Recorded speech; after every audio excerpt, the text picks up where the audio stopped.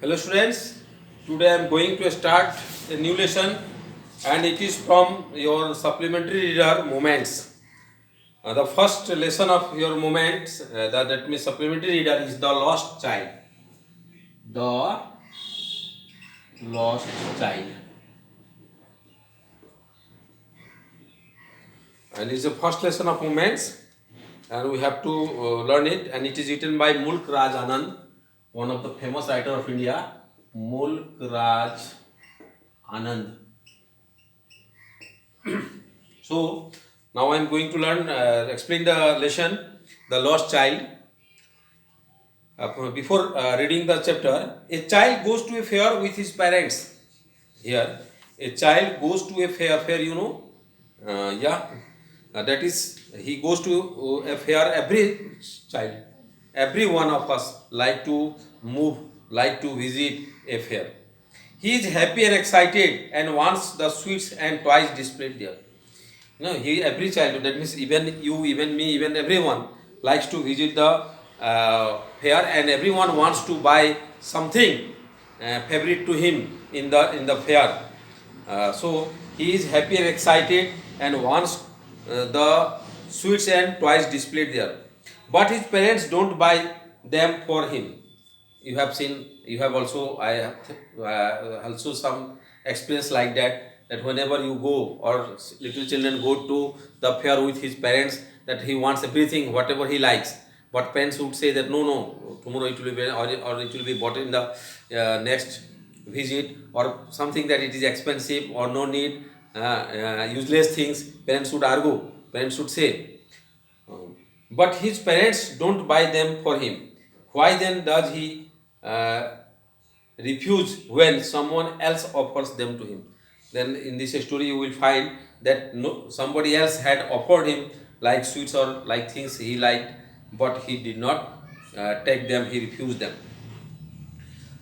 Now, the story. It was the festival of spring. It was the time of spring. From the wintry shade of narrow lands and alleys emerged a gaily clad humanity. From a narrow path, a large crowd of people were going.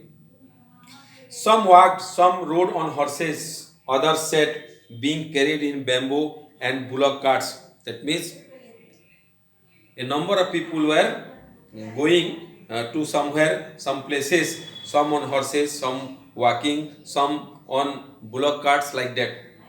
In villages it is seen there.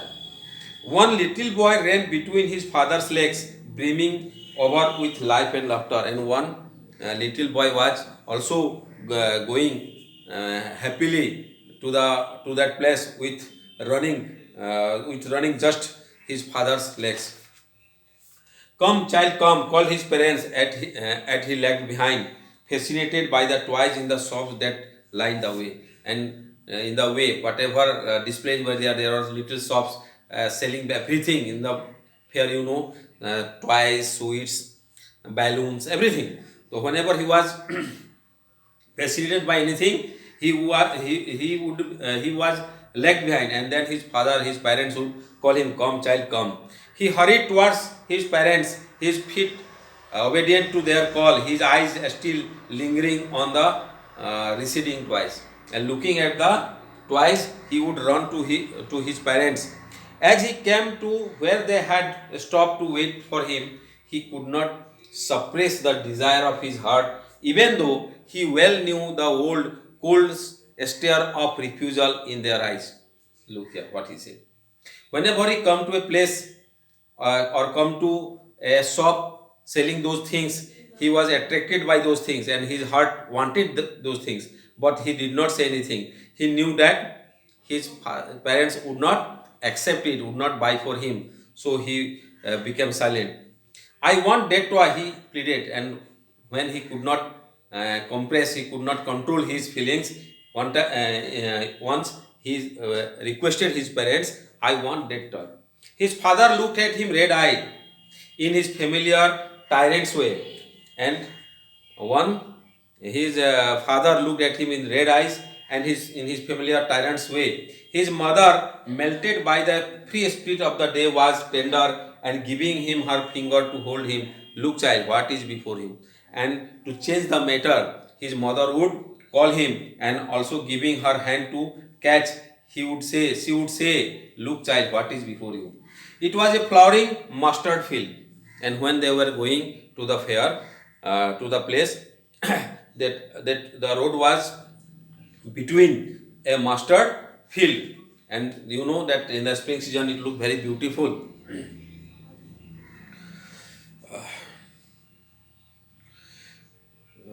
Well, like melting gold as it swept across mills and mills of land. That means the field was looking so golden, so bright, so beautiful, and it was across acres of land were full of mustard. So it was looking very beautiful. A group of dragonflies were bustling about on their gaudy purple wings, intercepting the flight of a lone black bee or butterfly in search of sweetness from the flowers. And they could see the insects like butterfly, whatever other kind of insects. They were searching in search of sweetness from the flowers, collecting the sweets or collecting the honey from the flowers. The child followed them in the air with his gaze, and the child also tried to catch them, gazing at them, till one of them would steal its wings and rest, and he would try to catch it. And whenever he saw that a bee or a butterfly would rest, he would try to catch him, but it would go fluttering, flapping up into the air when he had almost caught it in his hands. And whenever he was just to catch it, then the insect, the butterfly, the bee, whatever is there, it would start fluttering its wings and ran away or flew away. Then his mother gave a cautionary call, and at that time his mother also would call him, come child, come onto the footpath. And her mother would call, come child, come to onto the footpath. He ran towards his parents gaily and walked abreast of them for a while, being however soon left behind, attracted by little insects and worms along the footpath that were teeming out from their hiding places to enjoy the sunshine. Then he, seeing or enjoying the beauty of the mustard field, he would run to his parents gaily, and he was. I have already told he was fascinated. He was attracted by the insects and by the field, and it was giving him very happy moment, very enjoyable moment. Come, child, come. His parents called from the shade of a grove where they had seated themselves on the edge of a well. And whenever his parents would sit near a well for some rest, they would call him, come, child, come. He ran towards them, and again he would run towards them. A shower of young flowers fell upon the child as he entered the grove, and forgetting his parents, he began to gather the raining petals of in his hand. Look, a shower of young flowers fell upon the child as he entered the grove. Then whenever he entered the grove, that means some flowers fell into his head, and forgetting his parents, he began to gather the flowers in his hands. But lo, he heard the cooling of doves and ran towards his parents shouting. Then he heard some sound of doves and shouting. He ran to his parents. The raining petals dropped from his forgotten hands, and again the petals, the flowers which he had collected, dropped down from his hands. Come, child, come. They called to the child, and they would again call to the child, come, child, come, who had now gone running in wild capers round the banyan tree, and gathering him, they took the narrow, winding footpath which led to the fair through the mustard fields, and collecting him there, they would go to the fair through that mustard fields. As they neared the village, the child could see many other footpaths full of throngs converging to the whirlpool of the fair, and felt at once replied and fascinated by the confusion of the world he was entering. Look here. Now, as he neared the village, the child could see many other footpaths full of throngs. That means whenever he reached the place, the fair, he saw that so many footpaths had come there to mingle, to enter the fair. No, because the fair was full of people, people, and so many small roads had come to join this, to meet this fair.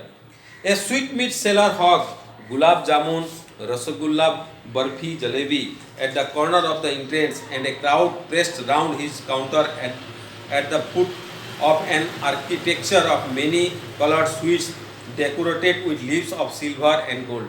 Then he heard he heard that a sweet meat seller, that means a sweet shop, it was there, and the hawker, the owner of the sweet shop, was shouting for his goods, his sweets like gulab jamun, rasagulla, barfi, jalebi, and everything was neatly decorated there. The child stared open-eyed and his mouth watered for the barfi, that was his favorite sweet. And by the listening word barfi, his mouth began to water because barfi was his favorite sweet, his favorite what you say, food or dish or sweets, whatever you say.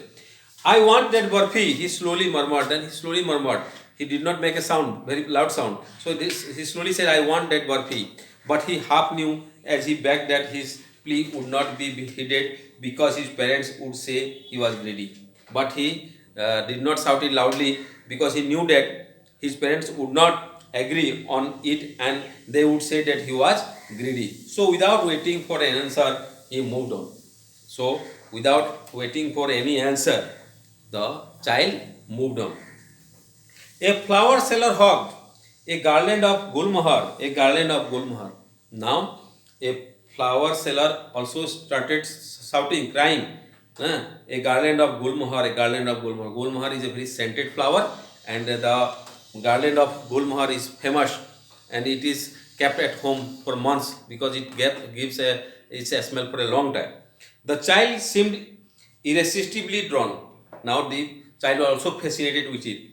He went towards the basket where the flowers lay heaped and half murmured, I want that garland. He again went to the flower seller and seeing that the basket was full of flower, he slowly said, I want that garland.